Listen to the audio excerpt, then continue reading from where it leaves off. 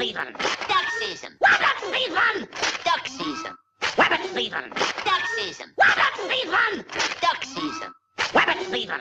Duck season. Altcoin season! What's going on, guys? It's K-Dub here with another episode of Crypto Zombie. So today is Saturday. Hope you're having an awesome day so far. If we have a look at the markets, it's pretty depressing. We've been just going down and down for the past 5 days and... oh, wait a second. Wrong chart. The Dow bloodbath has barreled into 5 days of downward price movement after government data has showed that job creation slowed to a crawl in February, stoking fears that the world's largest economy was barreling towards recession. Now, how's crypto doing? Oh, very different story. So, as you can tell, the altcoins are out. They're playing. They're pumping. Is this it? Are we starting up again? Are we gearing up for round 2 here, guys? It could be. Now, let's have a look and go into some things. And one thing I want to point out before we move on, Bitcoin SWAT lad, fintech, when plastic money is worth more than real money, we should consider science and math to remove this BS. Get your knowledge upgraded. Bitcoin is here for all people, all nations, all AI and machine learning, all Internet of Things, and all streaming values real time. As you can see, set of 100 pennies, $3.49. So, having a look at the biggest gainers of the day, my goodness, Kyber Network is up 52%. Engine Coin up another 41%. Elastos is up 30%. Haven't seen Elastos making gains in quite some time. We have Bancor, Nem, OneChain, GX, Hypercash, Digitex Futures, Project Pi, Icon. The list goes on, guys. We are just playing today. And if we give this a quick refresh, we have a $135 billion market cap, Bitcoin dominance, not doing anything. Not doing anything, guys. So, this is just some incredible news. Lots of gains being made across the board. Now, if you're wondering why Kyber Network is pumping along with Engine, well, according to Berger, he basically says that his guesstimate is based on the performance of Engine shows after the news came out with Engine being used by Samsung and Kyber being used by Engine. Well, the impact should be comparable for Kyber Network. Expect to see a further move up once the public finds out. And this was posted this morning, my time, 1:54 a.m. And if we go back here, we can pretty much see it kept going. It kept pumping. So, yeah, lots of gains across the board, man. I mean, seriously, pretty much, if you're holding an altcoin, you're probably up. And if you're not up, it's probably because your altcoin probably saw a huge gain, maybe a week or two ago and it's cooling off, right? So moving on to look at the charts. I know, let's talk about Bitcoin, right? Well, who cares about Bitcoin? Well, we do know that the market tends to be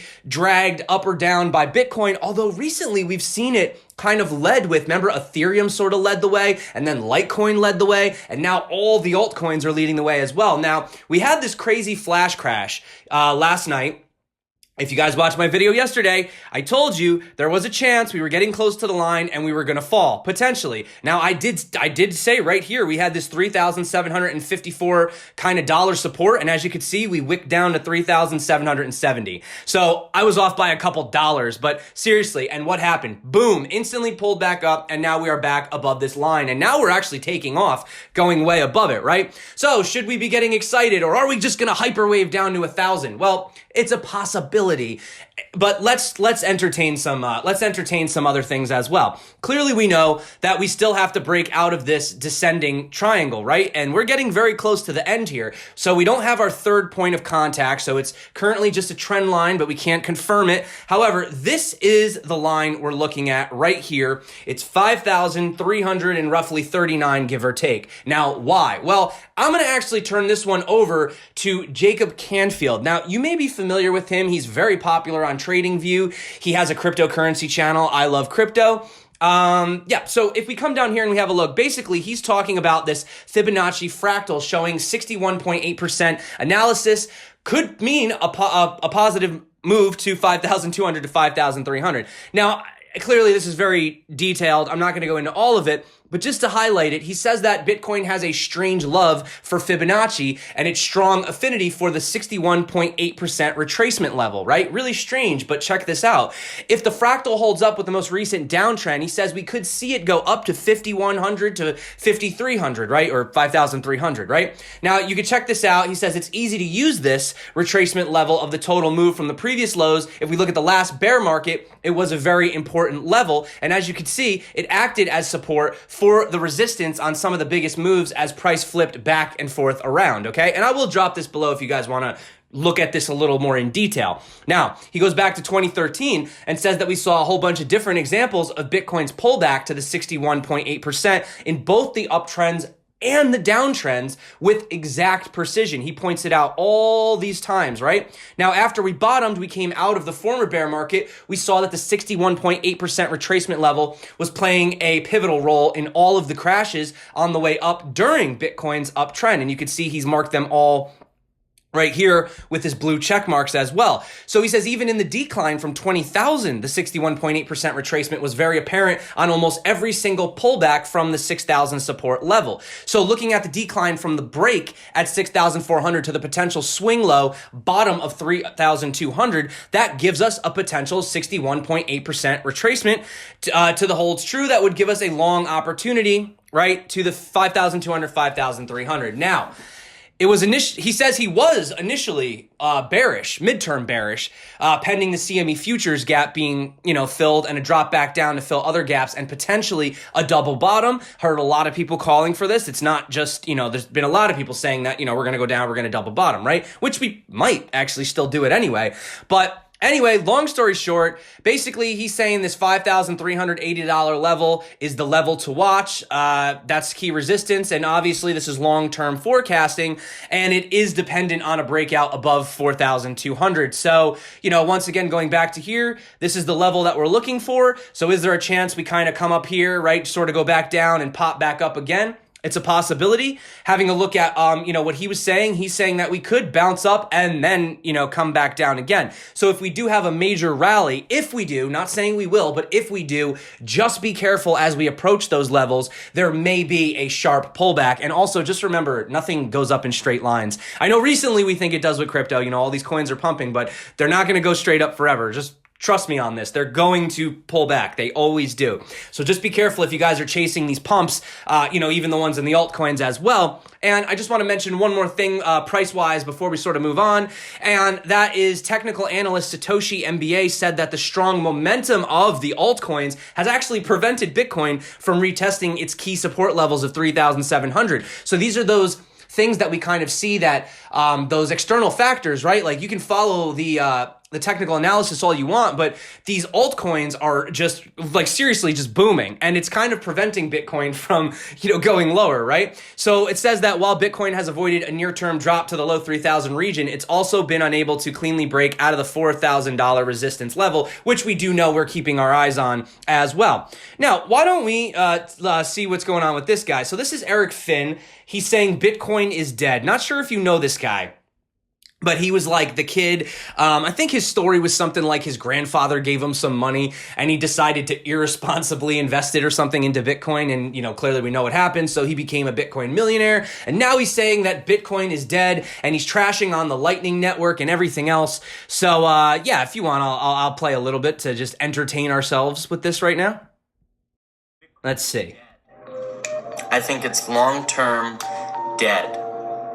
And this is coming from me, even the person that still wears the Bitcoin shirt. I think Bitcoin is dead. Ask me why. Why? Because Bitcoin, I don't think it's dead. I think it'll go through more bull runs because people are going to message me, people are going to screenshot this and all that. You know what? I'm not even going to play any more of this, actually. Also, I don't know if that music in the background is copyright, and I don't want my video to get demonetized. So I don't know what's up with that, but check that out.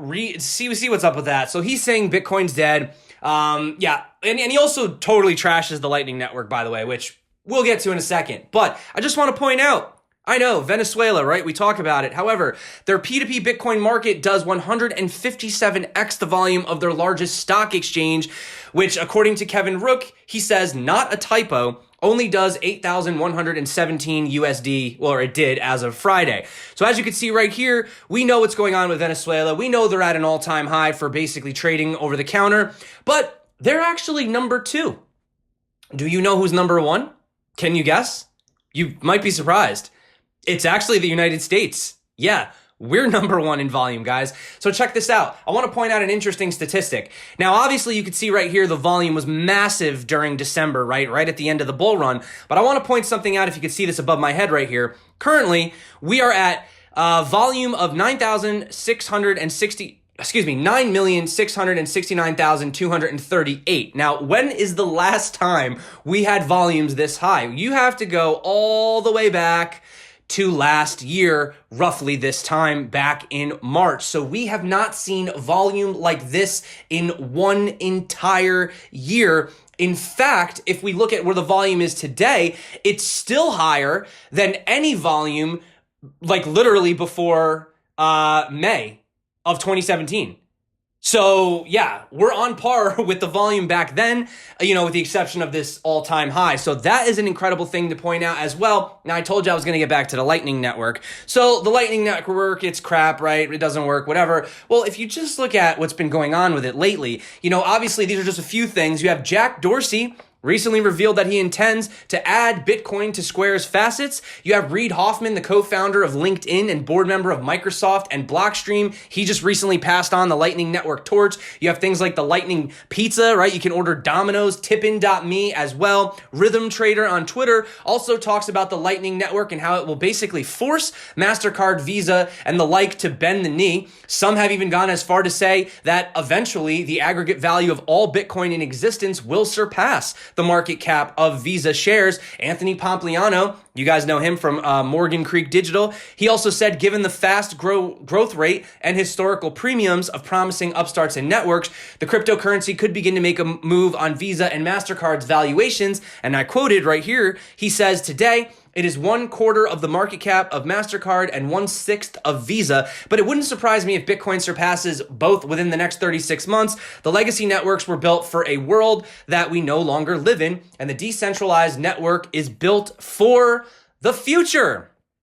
Awesome, guys. I mean, it's exciting. It really is, especially after being in such a terrible bear market. It's really exciting to not only just see, the diehard crypto people, but all the new people in the space as well. All the, new people that have joined the Telegram chat recently. I think we've had like 200 new people join, and just people on the channel too, like telling me, hey man, nice channel. I just bought my first Bitcoin like a week ago.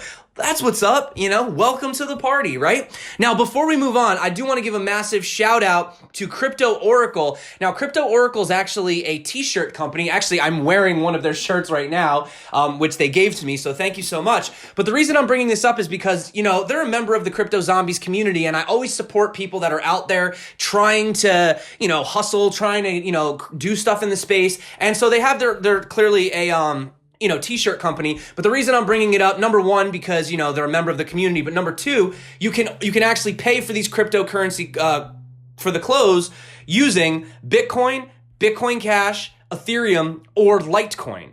So, I mean, and obviously you can use other things like Apple Pay and stuff, but I'm just saying, that's what's up. That is how you bring adoption in. I mean, this guy selling cryptocurrency, clothing and using, you could buy it in crypto. By the way, this isn't sponsored. To be completely transparent, I actually have a referral link that they hooked me up with. So if you guys do want to buy some cryptocurrency t-shirts and gear, and you want to buy it using crypto, you can, which I think is really freaking awesome. So, if you want, you can use my referral link. But yeah, shout out to Crypto Oracle, man. That's totally awesome. So now getting on to the big news of the day. So check this out. In a piece from, I think it's Nikkei Asia Review, I might have said that wrong. It was reported that experts have testified to the UN that Kim Jong-un's regimen is sitting upon more than $500 million worth of crypto. Now, I know what you're thinking. Can you verify this? Well, if we go over to the report that came out from Asian Review, you can see right here that it actually says, Yeah, they've amassed around 670 million in foreign and virtual currency through cyber thefts using blockchain, etc. So this article is a little long. I'm going to go back to the easier to read one. So it says basically, as the rest of the world has ramped up their opposition to nuclear testing on the Korean peninsula, so has the Korean leader sought ways to circumvent these restrictions. So Lazarus, which was an infamous group believed to be sponsored by Kim Jong-un himself, had their hands in a lot of wallets with the headline 530 million hack of CoinCheck, if you guys remember this. So that was believed to have been originated from them in Korea. And to quote, it says, virtual currencies provide the Democratic People's Republic of Korea with more ways to evade sanctions, given that they are harder to trace, can be laundered many times, and are independent from government regulation.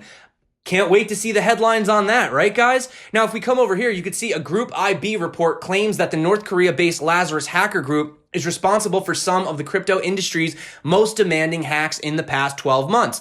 The NextWeb's hard fork revealed that the group is directly tied to the attacks on the following 5 cryptocurrency platforms: CoinCheck, Ubit, BitHum, and Yapazon. Interestingly enough, it was noted that Lazarus was not responsible for the hacks of Zaif, Bancor, or CoinRail. Now, going back to this, you can see right here, because we know how the media operates, we know that cryptocurrency is probably going to get all the hate for this one, particularly given that nuclear capacity has continued to accelerate and not diminish, right? So it says North Korea's malfeasance isn't just in Bitcoin and its affiliates. They are widely documented to run large smuggling rings, utilizing shipping in particular to help keep their country alive. No one's talking about how boats help Kim Jong-un around the trade barrier. So it looks like right here, North Korea stockpiles 650 billion in crypto. Hypocritical UN blames Bitcoin. So wouldn't be surprised if Bitcoin suddenly becomes the bad guy again, and maybe somebody out there is trying to suppress the price, right? Buy some more cheap Bitcoin. You know this is how they work, right? So I just wanted to bring that up to you guys as well. Now, talking about some crypto news of the day, there's speculation that eToro may actually decide to use xRapid. Now, we already know that they have XRP, and you can see right here, it says hanging out with Ripple in San Francisco. Now, this isn't just speculation.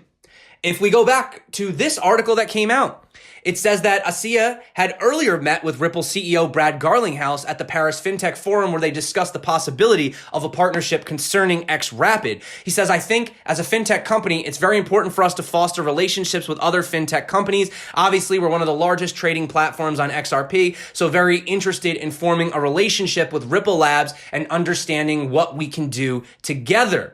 Now, other news, and this is good news because a lot of people have been asking, when can I start earning money on Brave Browser, right? I always talk about it on this channel. By the way, guys, I do appreciate all the tips. You guys are really freaking awesome. The love from the community is so great. That's why, I do this every day for you guys.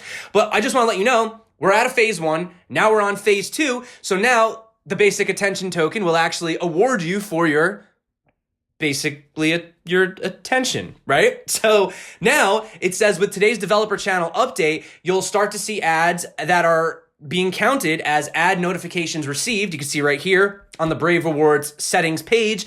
And at the close of the Brave Rewards monthly cycle, testers will see a new option to claim tokens they have accumulated for having viewed ads. So there you guys go. Okay? And if you haven't downloaded Brave Browser yet, you can use my link below, and you guys know the thing. You get $5 worth of basic attention tokens to use on the platform. So now phase 2 is rolling out. So get paid to surf the internet, man. Times are changing. Now, I wanted to talk about this too from Universal Protocol because Brave is a member of the Alliance. In fact, the Alliance, it has a whole bunch of guys in it. It has Cred, Brave, Blockchain at Berkeley, Certic, and Bittrex International. They must have just added that. So basically, it's a stable coin. I know, another stable coin, right? Actually, there's a lot of stable coins. There's actually over 50. Most people don't know that because we only really use like the same 5 over and over and over again. So long story short, I just want to break this down. It says once Universal Dollar has been minted, a record of this transaction is recorded on the Ethereum blockchain. This allows users to have true on-chain asset identification. So it's a little bit different than other stablecoins because they say that the UP Alliance seeks to flood the process with daylight in order to increase transparency and confidence in the sector. We give customers verifiable confidence that they are buying a fully reserved Universal Dollar. We've obviously we've seen Tether and their audits, right? So they say this is the first of many tokenized digital assets we intend to introduce that will facilitate the instant and seamless conversion of different forms of value. In doing so, the UP platform will unlock the vast and untapped full potential of blockchain to transform how individuals and businesses store and transfer their money. So it'll initially be available in Africa and Latin America. They say the product will be a game changer for people in countries with high inflation or unreliable banking services, allowing them access to a stable USD-backed digital asset. So, you know, like we said before, with all these different things coming out, I mean, I don't think this is nothing like the JP Morgan coin or the Facebook coin. But I mean, you know, adoption, getting people interested, and this is definitely going to help the unbanked. You know what I'm saying? These people that basically they're nobody, right? They can't get a bank account because they don't even have like actual identification, some of these people. So I'm not in these particular regions, but just in any region in general. There's always these like third world countries where, you know what I'm saying? Like, so really cool, awesome. Moving forward, wanted to also talk about Ethereum. So it looks like there was a bit of an issue where they were saying that 7,500 Ethereum wallets hold about 80% of Ethereum's circulating supply. So you can see Weiss Ratings actually had a little bit of concern about this. They said this could be a problem once ETH transitions into proof of stake. However, it's still far more decentralized than any other proof of stake ledger we know of. For example, BNB, Binance Coin, top 5 accounts hold roughly 66% of the supply. So according to the report titled Entering the Ethereum Long-Term Value Potential and Analysis published by Delphi Digital, the few numbers of wallets controlling the lion's share of circulating ETH brings to question the sustainability of Ethereum decentralization. Now, while we're on the topic of Ethereum, it looks like Vitalik has actually proposed that they consider having fees for wallets, okay? Now, he gave a broader picture of the change and said that increasing average user gas costs by around 7% would raise up to $2 million per year in funding for wallet developers. He said, to be clear, I'm not advocating a norm mandating the one gwei fee. I'm arguing for a norm discouraging overly complaining and or trying to circumvent the fee. Now, we saw CZ from Binance. He basically came out and said, yeah, Trust Wallet is going to remain free.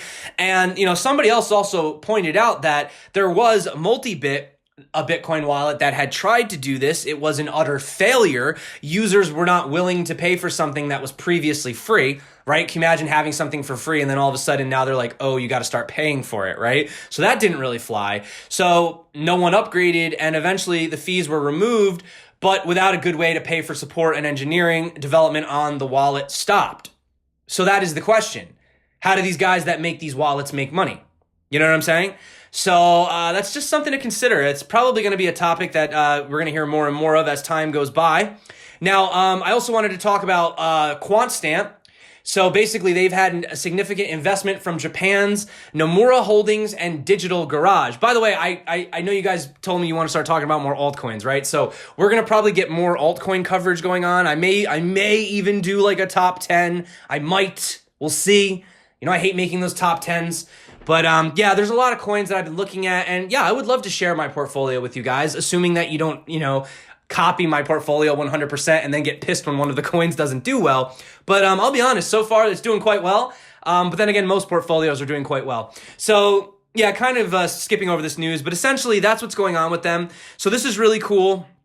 And yeah, smart contract auditing, it's going to be a big thing, man. It's going to be huge because if we're going to have all these different smart contracts in the future, you can't have these bugs running rampant, opening Pandora's box, right? As you can see, they were talking about over $250 million worth of Ether that had been either locked up or stolen from the Ethereum network due to bugs in the smart contract. In fact, the CEO, Richard Ma himself, experienced this problem firsthand as his funds were stolen during the infamous DAO hack, which, if you're not familiar with that, that's for another time. But you can Google it, DAO hack, if you want. Anyway, Ethereum has the most developers working on its base protocol of all cryptocurrencies. So this is interesting, right? Now, if we compare it to Bitcoin, you can see there's roughly an average of 216 developers contributing to code on the ETH repositories, whereas there's 50 roughly per month on Bitcoin. But if you want even more of straightforward contribution, if you look at it, Ethereum is the most active at 99 monthly developers on average. and Bitcoin is 47 core protocol developers per month. And compared to other things, for example, like EOS, Tron, or Cardano, the average is 25 monthly core protocol developers on average. So despite what people say, we can still see that Ethereum has the largest developer community, and they didn't even count like ERC20s or projects that are using. They're just talking specifically Ethereum. So I just thought I would bring that up to you guys as well. Now we also, know it wouldn't be a day in crypto without there being some kind of a scam. Well, it looks like US prosecutors in New York, the one thing we're good at, right? We've arrested a top leader of the OneCoin project, right? As you guys know, this was a Ponzi scheme. And so I'm not really going to go into this, but justice has been served. Let's just leave it at that. And one good thing before we go, Colorado Governor Jared Polis just signed the Digital Token Act. The new law exempts certain cryptocurrencies from securities laws and allows technologists in Colorado to operate outside of the strict securities registration requirements. So under the new law, digital tokens that meet criteria will be able to transfer value on a cryptographically secure blockchain and will not be labeled as securities or otherwise subject to laws designed for fundamentally different financial instruments. And also, that being said, this was seen at a strip club in Portland. Bitcoin is accepted here. So that being said, I want to say thank you so much to everyone that's been liking, subscribing, and commenting. It has been an incredible journey. We have been going through a crypto winter for how long? And it looks like things could be turning around. Let's be careful. Let's keep an eye on it. And no, I did not forget, we have a t-shirt to give away. So going to yesterday's video, copy this, come on over to here, and paste.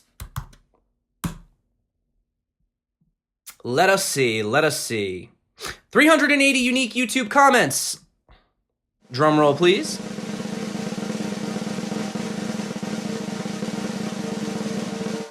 Muscle management. I'm claiming it, bro.